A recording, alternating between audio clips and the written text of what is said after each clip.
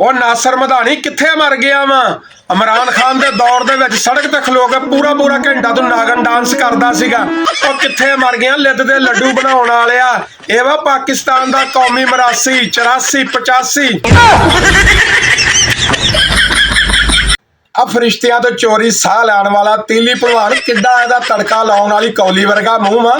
ਇਮਰਾਨ ਖਾਨ ਨੂੰ ਚੈਲੰਜ ਕਰ ਰਿਹਾ ਕਿ ਮੈਂ ਤੇਰੀ ਪਾਰਟੀ ਤੋੜਾਂਗਾ। ਉਹ ਬੰਦੇ ਦੇ ਆ ਪੁੱਤਰਾ, ਉਹ ਰਾਜੂ ਰਾਕੜ ਦੇ ਬਾਗ ਵਿੱਚੋਂ ਤੂੰ ਕਦੀ ਕੇਲਾ ਤੋੜਿਆ ਹੀ?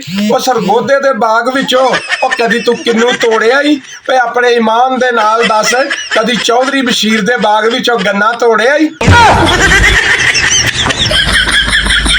हजरात, एक जरूरी ऐलान समात फरमाएं। आज से 2 साल पहले जो महंगाई, आटा, चीनी, पेट्रोल पर बकवास किया करते थे, वो तमाम लिफाफे और थैला साफी दुनिया फानी से कूच कर चुके हैं। कल ठीक शनिवार 4 बजे शमशान घाट में उनकी चिता जलाई जाएगी और अगले दिन रविवार 8 बजे गंदे नाले में उनका अंतिम संस्कार किया जाएगा। अलामा इकबाल तो बाद अगर किसी ने कौम दियां अखां खोलियां वा ते ओ बिजली दे बिल वा। मुल्ला नूं कबर दे विच अजाब नजर आउंदा वा, मगर दुनिया दे उत्ते जिंदा इंसानां दे उत्ते मंगियाई, जुल्म, बर्बरीयत नजर नहीं आउंदी। ਜਿਹੜੇ ਸਹਾਫੀ ਇਮਰਾਨ ਖਾਨ ਦੇ ਦੌਰ ਦੇ ਵਿੱਚ ਸੁਲਤਾਨ ਰਹੀ ਬਣੇ ਫਿਰਦੇ ਸੀਗੇ, ਉਹ ਅੱਜ ਕੱਲ ਆਪਣੇ ਵਿਲਾਗਾਂ ਦੇ ਵਿੱਚ ਮਰਦਾਨਾ ਕਮਜ਼ੋਰੀ ਦੇ ਨੁਸਖੇ ਦੱਸਣ ਡਏ ਆ।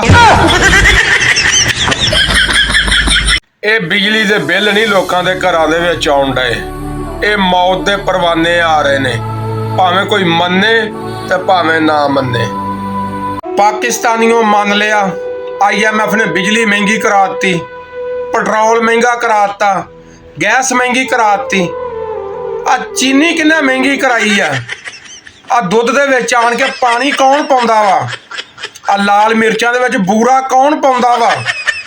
आ दवाइयां जड़ियां हस्पतालां दे विचों कौन शार्ट कराउंदा वा?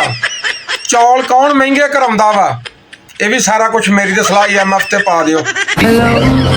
या मेरे मालगा अट सोरी वर्गे हमदर्द नेक रहम दिल हुक्मरान अमरीका यूरोप ने भी ता फरमा, इंसानियत इन्नी कुट कुट के भरी आ कि वह फरमा रहे ने कि मोबाइल छीनन की हद तक तो ठीक आ, मगर किसी की जान ना लवो। पाकिस्तान दे विच महंगाई दा आलम यह वा कि जिहड़ा 18 महीनिਆਂ ਦੇ ਵਿੱਚ टीवी ਦੇ ਉੱਤੇ कौम ਨੂੰ ਝੂਠ ਸੁਣਾਇਆ ਗਿਆ ਵਾ, ਉਹ ਵੀ 10 अरब रुपये ਦਾ वा।